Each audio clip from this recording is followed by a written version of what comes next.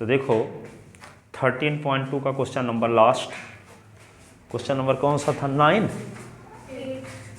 8 क्या बताया था कल? 6 7 हैं? 6 7 बताए थे कल कि 5 6 से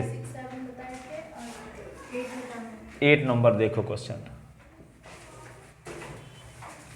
एक कांच का बर्तन है जो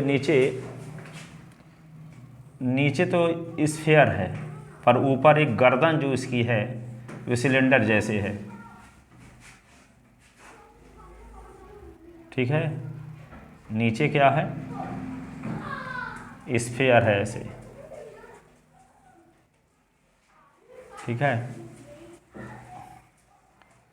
अब इसकी गर्दन, इसका डायमीटर क्या है? इसका डायमीटर 2r = 2 सेंटीमीटर है। और इसका डायमीटर क्या है? स्फीयर का 2r = क्या? 8.5 सेंटीमीटर, ठीक है। इसकी गर्दन है कितनी हाइट की है? 8 सेंटीमीटर, ठीक है। और इसमें पानी भर करके एक स्टूडेंट या एक बच्चा अनुमान लगाता है कि इसका वॉल्यूम 345 सेंटीमीटर क्यूब है। तो इसका वॉल्यूम निकाल करके चेक करो कि क्या उस बच्चे का आंसर सही है, उस स्टूडेंट का आंसर सही है कि नहीं है। वो कहता है, पानी भर करके अनुमान लगाता है, अंदाज लगाता है पानी के आधार पर कि इस कांच के बर्तन का जो वॉल्यूम होगा 345 सेंटीमीटर क्यूब होगा। तो आप इसको निकाल करके कैलकुलेशन करके चेक करो क्या वे जो वॉल्यूम कहता है कि 345 सेंटीमीटर क्यूब है वे सही है कि नहीं है। इसका मतलब क्या करना होगा? इसका स्फेरिकल शेप का वॉल्यूम निकालने का तरीका जानते हो, 4/3 πr³, ठीक है। आइए सिलेंडर पोर्शन का क्या होगा? πr²h, ठीक है। इसको सिंप्लीफाई करो, क्या यही आता है? ठीक है, यदि यही आता है तो इसका आंसर सही है, नहीं आता तो क्या होगा? गलत है। तो आंसर तो आता है 346.51। इसका मतलब इसका आंसर निकालना गलत है, ठीक है। एक बेसल है जिसका नीचे का हिस्सा क्या है? स्फीयर है, और ऊपर का हिस्सा सिलेंडर है, ठीक है। उसमें एक स्टूडेंट क्या पानी भर करके ये अनुमान लगाता है कि इस कांच के बर्तन का जो वॉल्यूम होगा 345 सेंटीमीटर क्यूब होगा। तो कैलकुलेशन करके आप ये जांच करो कि वो बच्चे का आंसर सही है कि नहीं है, ठीक है। तो इसका वॉल्यूम निकालने के लिए क्या करेंगे? स्फेरिकल पोर्शन का वॉल्यूम निकालेंगे और सिलेंड्रिकल पोर्शन का वॉल्यूम निकाल के दोनों को जोड़ देंगे तो क्या आ जाएगा? पूरे कांच के बर्तन का बेसल आ जाएगा, कांच के बर्तन का वॉल्यूम आ जाएगा। और वॉल्यूम यदि 345 ही आता है तो समझ जाओ क्या तो उसका आंसर सही है। 345 से अलग आ गया तो इसका आंसर गलत है। तो इसका आंसर 346.5 सेंटीमीटर क्यूब आता है। इसलिए जो बच्चे का आंसर वो अनुमान जो था वे गलत है, क्योंकि वे पानी के भरा होगा तो पानी पूरा ना भरा रहा होगा तो 345 आया होगा, या कुछ उसकी त्रुटि रह गई होगी, ठीक है। इस वजह से उसके बच्चे का जो जवाब दिया गया उसका जवाब देना क्या है? उसका जवाब गलत है। उसका राइट जवाब क्या होगा? 346.5 है। अब 346.5 आएगा कैसे? तो सबसे पहले क्या निकालोगे? स्फेरिकल पोर्शन का वॉल्यूम और सिलेंड्रिकल पोर्शन का वॉल्यूम निकालोगे बेसल का। तो ये जानते हो स्फीयर का वॉल्यूम होता है 4/3 πr³ और सिलेंडर का वॉल्यूम होता है πr²h, ठीक है। स्फीयर का है, स्फीयर हो गया सिलेंडर। तो सिलेंडर का वॉल्यूम निकालने के लिए क्या करोगे? सर्किल का एरिया तो जानते हो और उसमें एच और जोड़ दो। सर्किल के एरिया में एच को मल्टीप्लाई कर देते हैं। अब रास्ते में जाते जाते याद करते जाओ कि यहाँ पे सर्किल के एरिया में एच को मल्टीप्लाई करते हैं तो सिलेंडर का वॉल्यूम आ जाता है, सिलेंडर का वॉल्यूम आ जाता है। एक फार्मूला ध्यान रखो, 1 घंटे में तो अपने आप याद हो जाएंगे, ठीक है। चिंतन के बिना अध्ययन मेहनत होना है। पढ़ने के बाद आप दिमाग में कोई चीज़ जो पढ़े हो कितनी बार लाते हो ये इंपॉर्टेंट है, ठीक है। कि आज हम कौन सी नई चीज़ ऐसे पढ़े जिसको ध्यान रखने की ज़रूरत है, क्या विशेष चीज़ ध्यान रखने की ज़रूरत है, ठीक है। फिजिक्स में जो साइंस में क्या पढ़े, मैथ में जो पढ़े तो उसको ध्यान में आना चाहिए। कुछ विशेष चीज़ रहती है हर दिन का, कोई थ्योरम है तो क्या याद रखना करना है, AD बटे AB अपने AC, ठीक है, BC बटे AC BC या कुछ भी, DC बटे BC BC बटे AC, cross multiplication Pythagoras theorem, जिसमें जैसे यहाँ पाइथागोरस में क्या करते हैं, AD बटे शुरुआत में जब करते थे AD बटे AB और AB बटे AC करते थे क्रॉस मल्टीप्लिकेशन। दूसरे में क्या करते हैं, DC बटे BC और BC बटे AC, ठीक है, यहाँ भी क्रॉस मल्टीप्लिकेशन करते हैं। तो इस प्रकार का ध्यान में आपके आना चाहिए। तो AB का स्क्वायर हो गया, AB का स्क्वायर इज इक्वल टू क्या हुआ, AD इंटू AC, और यहाँ BC तो BC का स्क्वायर, तो क्या हुआ AC इंटू DC, दोनों को जोड़ दोगे तो AB का स्क्वायर प्लस BC का स्क्वायर इज इक्वल टू क्या हुआ, AD इंटू AC और AC इंटू DC, ठीक है। अब कॉमन क्या ले लिए AC, तो क्या बचा AD प्लस DC, ठीक है। तो यहाँ पे AD और DC जोड़ते तो AC आता है, तो AC का स्क्वायर। तो ऐसे आपको याद होना चाहिए कुछ चीज़ें, कुछ स्टेप, कि लास्ट में जब दोनों को सिमिलर प्रूफ कर देते हैं तो ये कंडीशन आती है और इसको सॉल्व करते हैं। अब किताब कॉपी के बगैर आप उसको लिखो फटाफट, ठीक है, और उसको मिलाओ कहाँ गलती हो जाती है, भूल गए तो फिर से वहाँ पे एक तो सर जी हमको बताते थे कि मान लो हम लोग पढ़ते थे, पढ़ने के बाद सो रहे हैं और सो रहे हैं तो 12 बजे मान लो 3 बजे नींद खुल गई और कोई चीज़ ध्यान करने लगे भूल गया तो रजाई को फेंकते थे, तुरंत किताब खोलते थे और फिर से उसको पढ़ के और फिर से लेटे लेटे चिंतन करते थे कि यहाँ इसके बाद क्या होगा, इसके बाद क्या होगा, इसके बाद क्या होगा, ठीक है। तो वही बोल रहे थे कि चिंतन के बिना अध्ययन मेहनत खोना है, बहुत खास नहीं बनोगे आप, ठीक है, नॉर्मल स्टूडेंट बने रहोगे। कोई विशेष स्टूडेंट बनते हैं तो बहुत सारी चीज़ ध्यान रखने वाली, जब परीक्षा देने जाते नहीं लगता है कि ये स्टेप भूल रहा है, यहाँ विशेष पलटा बार बार देखते रहते हो कि नहीं। अब पूरे साल की चीज़ एक दिन में कैसे चिंतन कर लोगे, पूरे साल की चीज़ ध्यान रखने वाली चीज़, फिजिक्स का भी, हिंदी का भी, सब सब्जेक्ट का कैसे ध्यान रख पाओगे। इसीलिए रोज़ का रोज़ ध्यान में रखने वाली चीज़ों को दिमाग में रखा करो कि आज हम ये पढ़े तो इसमें ये विशेष चीज़ याद रखने वाली थी, ठीक है। इसके बाद ये यदि आपको याद हो गया तो आगे तो कुछ है ही नहीं, ठीक है। 2 करेस्पॉन्डिंग एंगल है, 2 प्रत्येक 90 डिग्री का है और कॉमन एंगल है, एंगल कोरोलरी लग गया है, ठीक है। ध्यान रखने वाली चीज़ इतनी थी 2 लाइन की। अब ये नहीं बनता, आगे सब बनते हैं तो अधूरे ना है, तब कहाँ प्रूफ होगा आपका थ्योरम। अब बिना ध्यान किए ये याद होगा ही नहीं, क्योंकि यहाँ पे समझने वाली चीज़ विशेष नहीं है। समझाने क्या समझाए थे उस दिन पूरी चीज़ कि क्यों ऐसा इसके होता है, पर वो समझ में नहीं आए तो 2 लाइन याद भी कर सकते हो। जिनके समझ में ना आया हो, हम रीजन तो पूरा स्पष्ट दिए थे, क्यों इसकी करेस्पॉन्डिंग साइड कौन है, ठीक है। तो यहाँ पे देखो क्वेश्चन में आते हैं। कहने का मतलब ये हुआ, कहना ये चाहते हैं कि 5 दिन पहले भी फार्मूला याद नहीं था, आज भी नहीं है, इसीलिए बोलना पड़ रहा है ना। इसका मतलब कुछ करते नहीं हो। देखो तो ये क्या है, स्फीयर का डायमीटर है और ये क्या है, सिलेंडर का डायमीटर है, ठीक है। तो आपको तो समझ में आ गया कि बेसल का वॉल्यूम निकालने के लिए क्या करना पड़ेगा, स्फेरिकल पोर्शन का हम वॉल्यूम निकालेंगे और सिलेंड्रिकल पोर्शन का वॉल्यूम निकाल के दोनों को जोड़ देंगे तो क्या आ जाएगा, पूरे बेसल का वॉल्यूम आ जाएगा, ठीक है, पूरे बेसल का वॉल्यूम आ जाएगा, ठीक है। तो ये डायग्राम इस प्रकार का बना लो आप, ठीक है। तो इसमें पानी भर करके अनुमान लगाता है बच्चा कि इसका वॉल्यूम 345 सेंटीमीटर क्यूब है, लेकिन आप कैलकुलेशन करके बताओ कि उसका आंसर सही है कि गलत है, ठीक है। तो देखते हैं,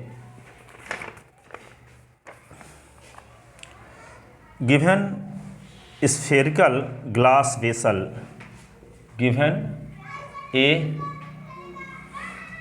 spherical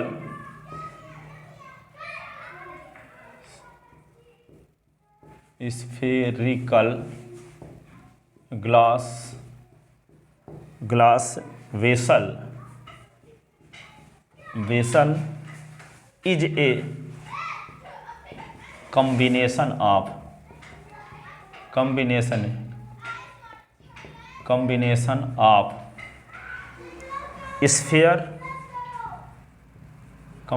of sphere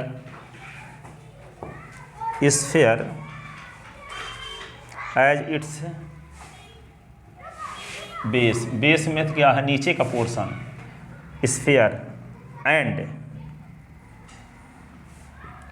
and a cylinder as its next, and a cylinder as its next माने होता है गर्दन, जानते हो ना बर्तन का जो गर्दन है वो सिलेंडर के आकार का है।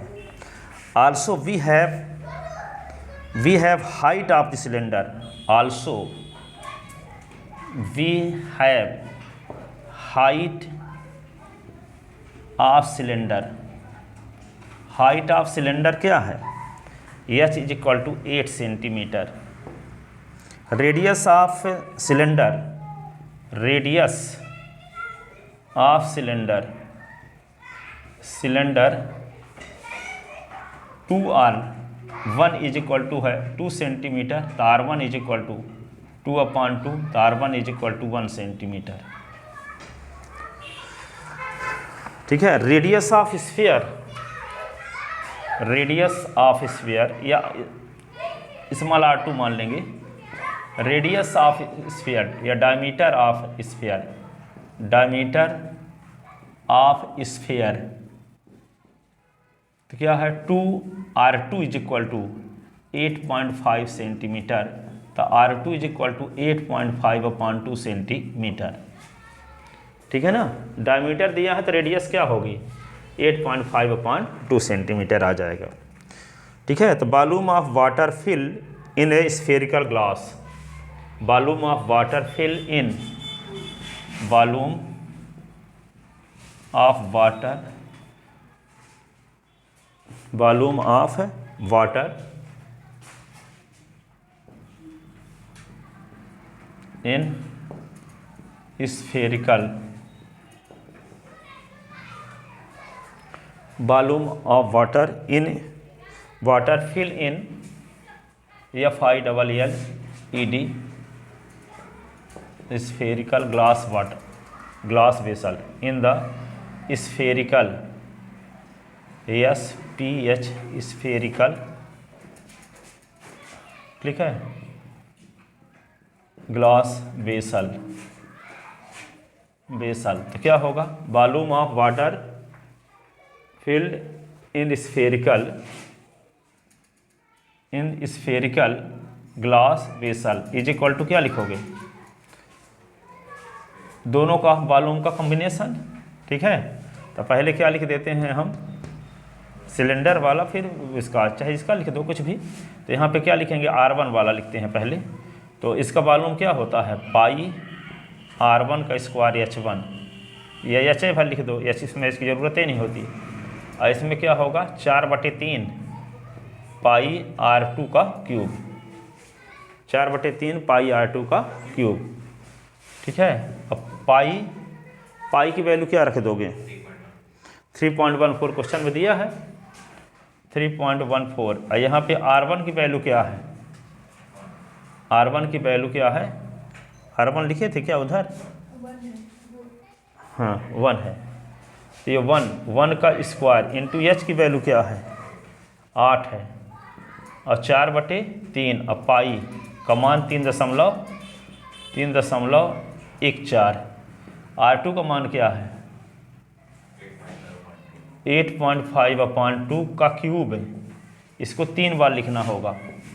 तो 3.14 इंटू 1 इंटू 1 इंटू 8, ये होगा 4/3 into 3.14 into 8.5/2, 8.5/2, 8.5/2।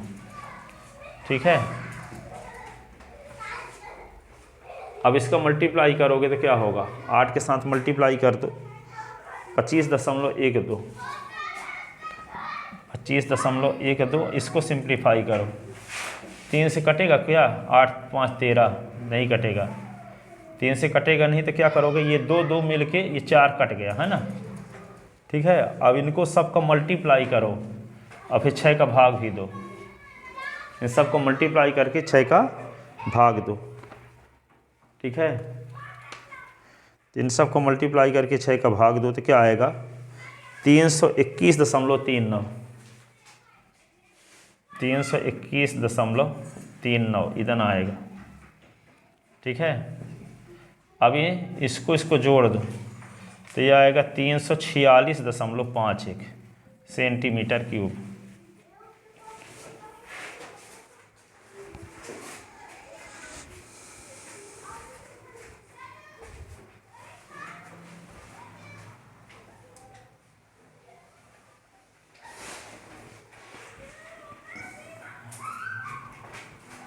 So given answer is not correct.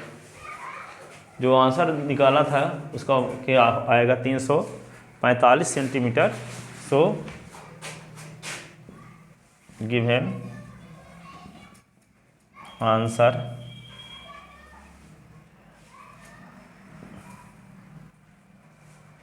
Is not correct.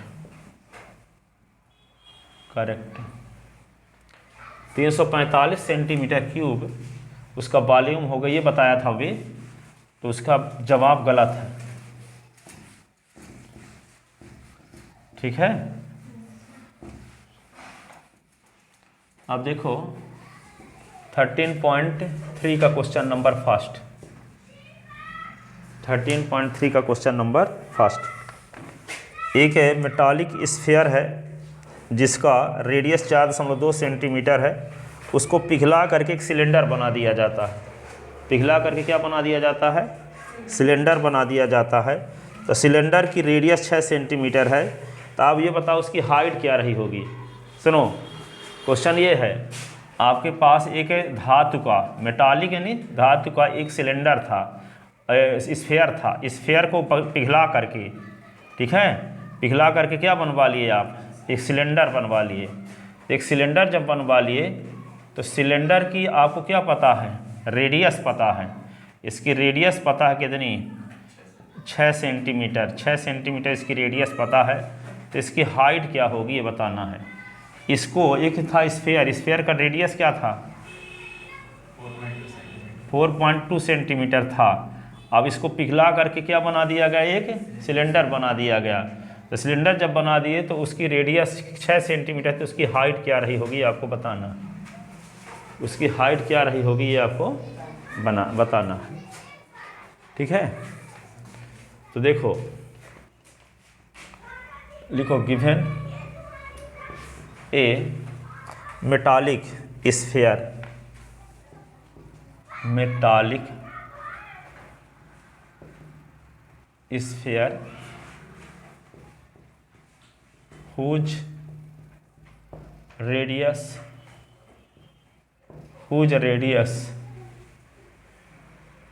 r is equal to 4.2 centimetre. ठीक है, and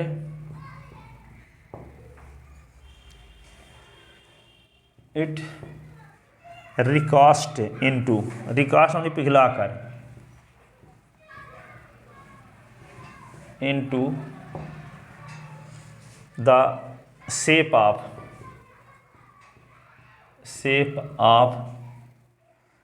a cylinder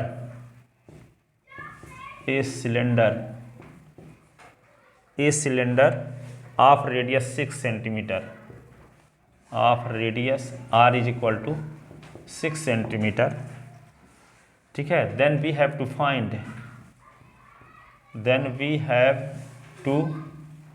find the height of cylinder। ठीक है, इसको पिघला करके सिलेंडर बना दिए तो आपको निकालना क्या है? सिलेंडर की हाइट निकालना है। ठीक है, तो पिघलाने से एक आकार से दूसरे आकार में बदल दोगे तो उसके बालों में कोई फर्क नहीं पड़ेगा।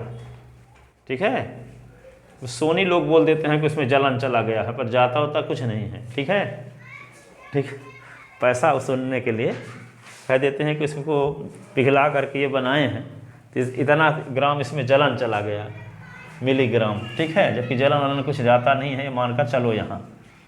ठीक है, हो सकता है जाता भी हो थोड़ा बहुत, परंतु ये मान कर चलोगे कि ये लोहा का बना था, इसको पिघला करके सिलेंडर बना दिए तो उसका बालों में फर्क नहीं पड़ा, आकार भर चेंज हो गया। ठीक है, तो इसका क्या होगा? इसको पिघला करके जब बनाया गया सिलेंडर तो ये इसका स्फीयर का volume is equal to cylinder का volume.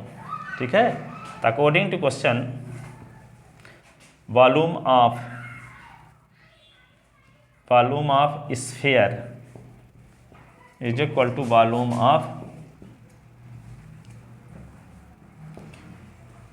Of according to question set नहीं हो रहा, क्लियरली लिख दो, स्पष्ट है। ठीक है, वॉल्यूम ऑफ सिलेंडर। ठीक है, तो volume of sphere 4/3 pi R cube, ऐसे ना। इसका क्या होगा, पाई, बताओ सिलेंडर का वॉल्यूम, सर्किल के एरिया में एच का मल्टीप्लाई, बताए pi R square H, pi R square H. ठीक है, तो यहाँ पे 4/3 पाई का मान 22/7, आर का मान क्या दिया है 4.2 का क्यूब, और ये 22/7, आर का मान यहाँ क्या दिया है 6 का स्क्वायर इंटू एच। ठीक है ना, इसी को हम क्या लिख सकते हैं, इसी को हम लिख सकते हैं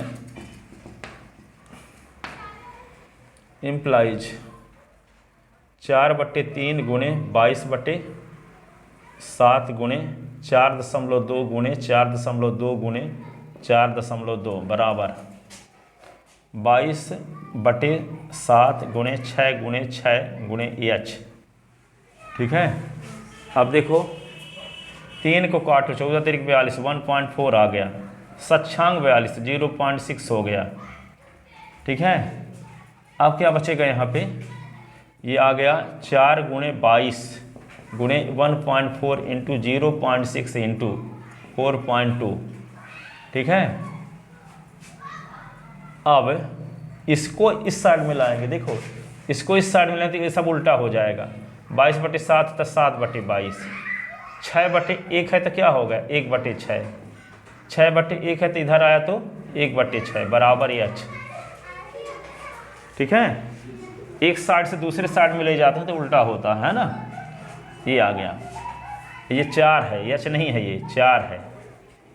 ठीक है, अब देखो क्या करेंगे, कुछ काट सकते हैं कि नहीं, ये 22 से 22 तो उड़ गया चुपचाप। ठीक है, अब क्या होगा 6 7 42 तो क्या आएगा 0.7। अब फिर क्या करोगे, 4 कहाँ है, ये 4 से काट दो तो ये हो गया क्या 2 आएगा, तो ये क्या होगा 3। ठीक है, अब क्या आएगा 2 इंटू 1.4 इंटू 0.6 इंटू 0.7 इंटू क्या 7 और इंटू क्या 1/3, ये भी बचा है ना कहीं काटने से, upon H into is equal to H, is equal to H. अब क्या होगा, इन सब को मल्टीप्लाई करो और 3 से डिवाइड करो, तो इन सब को मल्टीप्लाई करके 3 से डिवाइड करोगे तो आएगा क्या, ठीक है, इन सब को मल्टीप्लाई के 3 से डिवाइड करोगे तो आएगा 2.744, 2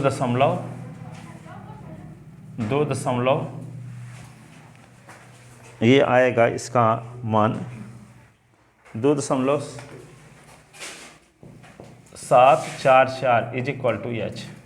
इन सब को मल्टीप्लाई करोगे 3 से डिवाइड करोगे तो ये आंसर आएगा, तो एच इज इक्वल टू 2.744, ये हुआ।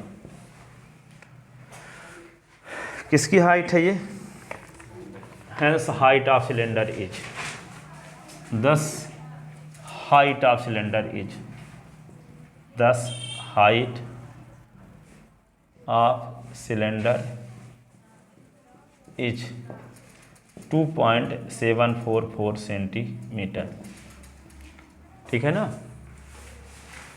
तो क्या था, एक मेटालिक स्फीयर था, उसको पिघला करके क्या बनाया गया, एक सिलेंडर बनाया गया। तो सिलेंडर जब बनाया गया तो उसकी आपको रेडियस पता है, ठीक है, और जो स्फीयर को पिघला करके सिलेंडर बनाया गया उस स्फीयर की रेडियस आपको पता थी, तो हमको क्या करना है, उसको पिघला करके जब हम सिलेंडर बना देंगे तो उसके वॉल्यूम में कोई फर्क नहीं पड़ेगा। तो क्या लिखेंगे, volume of cylinder, volume of sphere is equal to volume of cylinder. दोनों का फार्मूला लगा दिए वॉल्यूम का, ठीक है।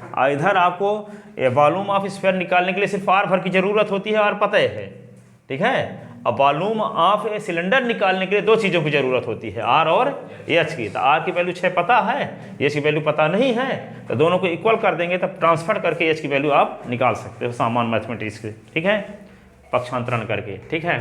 तो अगला क्वेश्चन देखो, ये 13.3 का क्वेश्चन नंबर 3 हमेशा आता है ऑल स्टेट बोर्ड में और सीबीएसई बोर्ड में। हाँ, 13.3 का question number second, question number second हमेशा आता है, बहुत आसान भी है, एक बार पढ़ो जिंदगी भर याद रहेगा, ऐसा क्वेश्चन है, ठीक है। तो 3 स्फीयर थे, 3 स्फीयर थे, और इन तीनों स्फीयर को पिघला करके एक बड़ा स्फीयर बना दिया गया। क्या बना दिया गया, बड़ा स्फीयर बना दिया गया। इन सबको मिला करके, इन सबको मिला करके क्या बना दिया गया, बड़ा स्फीयर बना दिया गया, ठीक है।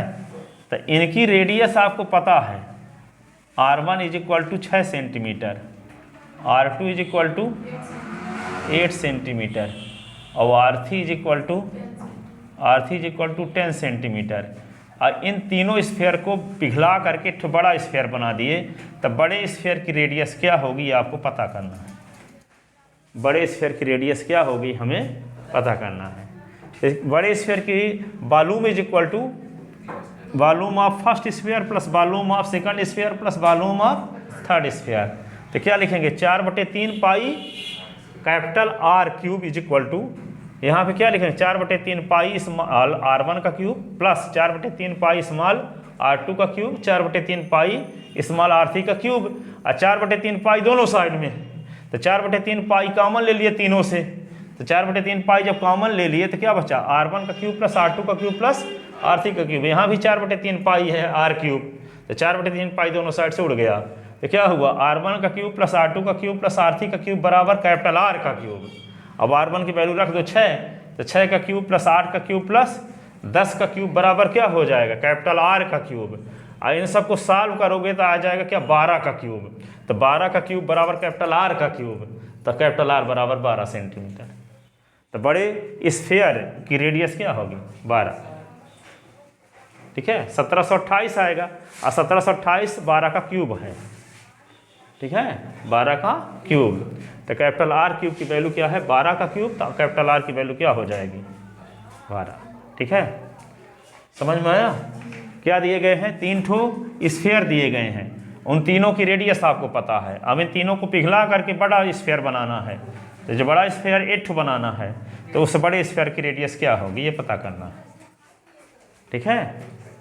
तो पिघलाने से 3 स्फीयर को पिघला करके बड़ा स्फीयर जब बनाएंगे, तो बड़े स्फीयर का वॉल्यूम तीनों स्फीयर के वॉल्यूम के सम के इक्वल होगा, तीनों स्फीयर के वॉल्यूम के सम के इक्वल होगा, ठीक है। अब तीनों का फार्मूला वही है, 4/3 पाई R cube.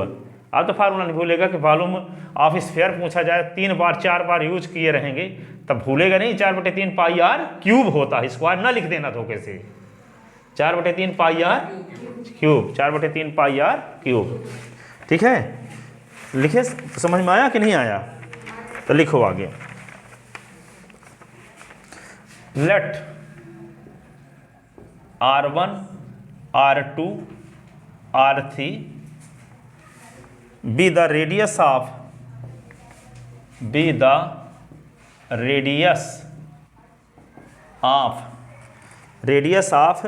given 3 sphere, given 3 sphere, ठीक है, given 3 sphere and capital R be the radius of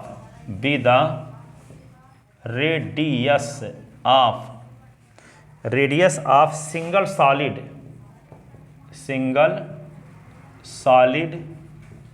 sphere, single solid से जो बनाया गया है ना।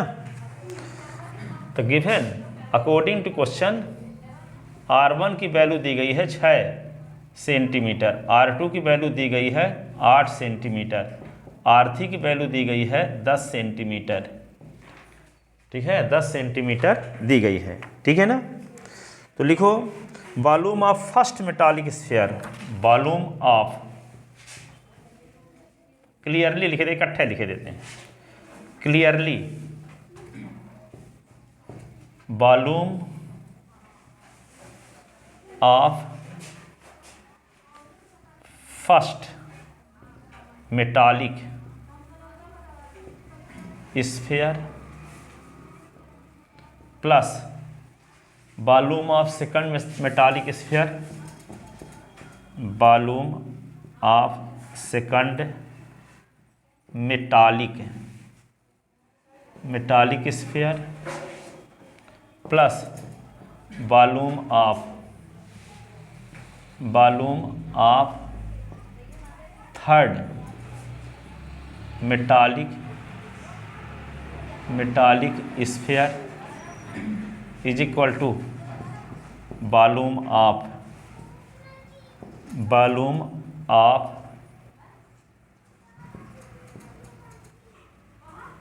Resulting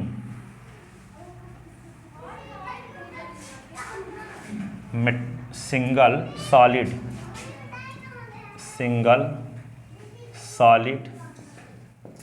sphere. तो यहाँ पे क्या लिख दोगे, volume of first metallic sphere, तो क्या लिखोगे 4/3 पाई R1 का क्यूब, 4/3 पाई R2 का क्यूब, 4/3 पाई R3 का क्यूब बराबर 4/3 पाई कैपिटल R का क्यूब। ये इम्प्लाइज के चिन्ह इधर लगा लो। अब 4/3 पाई दोनों साइड से कॉमन ले लो, क्या हुआ R1 का क्यूब, R2 का क्यूब, R3 का क्यूब इज इक्वल टू क्या होगा 4/3 पाई कैपिटल R का क्यूब। तो 4/3 और पाई या 4/3 पाई दोनों साइड से कट गया। ठीक है, तो ऊपर क्या लिख देते हैं हम, ये R1 का क्यूब, R2 का क्यूब, R3 का क्यूब बराबर क्या आ गया कैपिटल R का क्यूब। अब इसकी वैल्यू पता ना है, 6 का क्यूब, 8 का क्यूब और क्या होगा 10 का cube is equal to R का क्यूब। यही ना, 6 का क्यूब क्या होता है, 6 का क्यूब क्या होता है,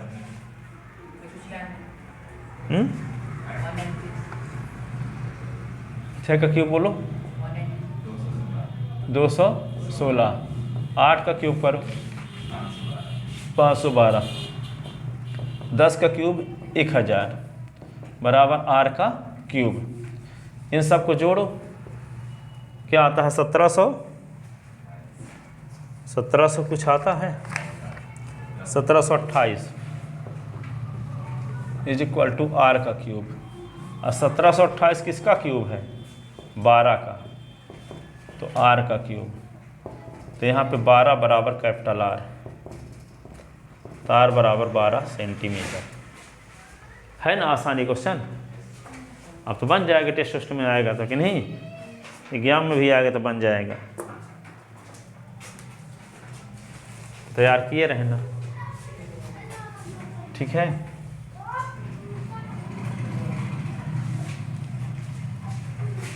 लिख लिए,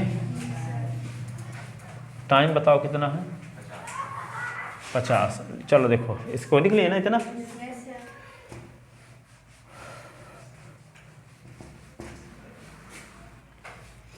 एक थ्योरम बताते हैं 10 मिनट में, उसको तैयार किए रहना।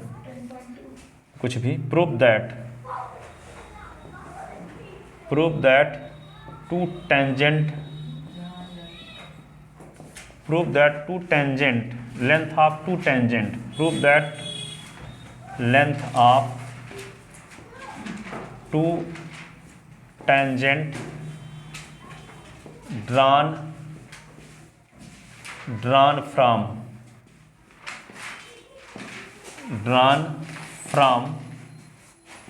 External point to a circle are equal कहता है ये एक सर्किल में एक्सटर्नल पॉइंट से दो टेंजेंट लाइन खींच दो। ठीक है, सर्किल है, एक्सटर्नल सर्किल के बाहर कोई पॉइंट ले लो P, बाहर कोई पॉइंट क्या ले लिए P, तो पॉइंट P से इस सर्किल में दो टेंजेंट लाइन खींच दो। टेंजेंट लाइन जो एक पॉइंट पर टच करती हो, ठीक है, सेकंड कब कहलाती, दो स्थान पे जो काटती हो।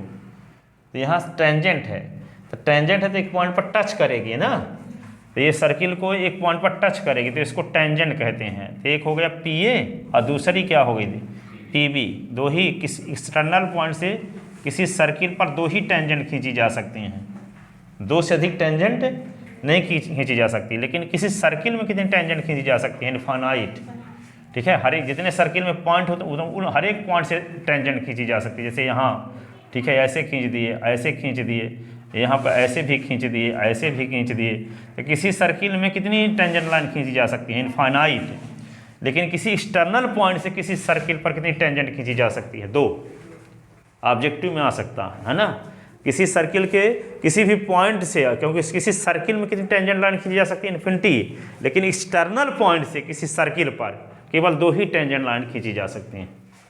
ठीक है, एक्सटर्नल पॉइंट से किसी सर्किल पर किसी एक एक्सटर्नल पॉइंट से कोई एक्सटर्नल पॉइंट लेंगे, तो अब दो चार एक्सटर्नल पॉइंट लेंगे तो बहुत सारी होंगी, जितनी लेंगे उतने pair.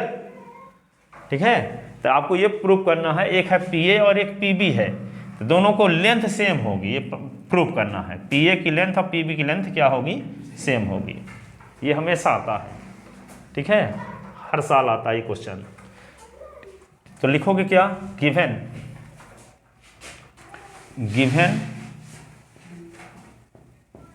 A circle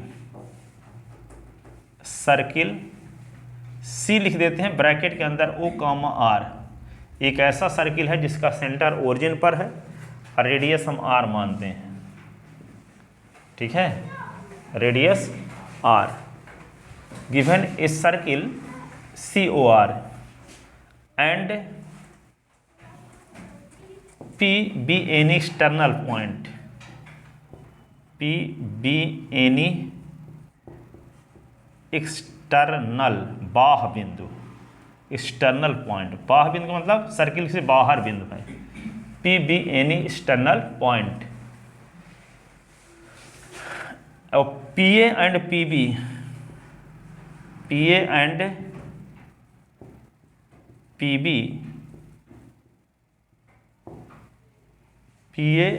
PB are two tangent drawn from external point P upon the circle। बाह्य बिंदु से सर्किल पर खींची गई क्या है, दो टेंजेंट हैं PA और PB। तो आपको प्रूफ क्या करना है कि दोनों की लेंथ सेम है। प्रूफ क्या प्रूफ करना है, PA इज इक्वल टू PB, ये प्रूफ करना है। Construction,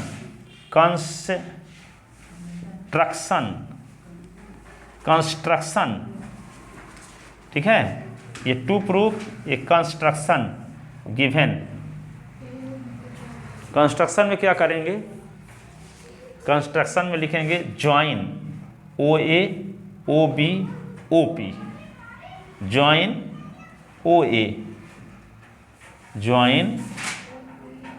OA OB OP, O को P से मिलाया, O को A से मिलाया, O को B से मिलाया, तो क्या लिखेंगे, join OA OP OB, join OA OP OB। अब क्या आते हैं प्रूफ में, प्रूफ देते हैं इसका, रीजन क्या देते हैं, रीजन। ये बीच में मिक्स हो जाएगा, थोड़ा सा अलग करके बताते हैं थोड़ा।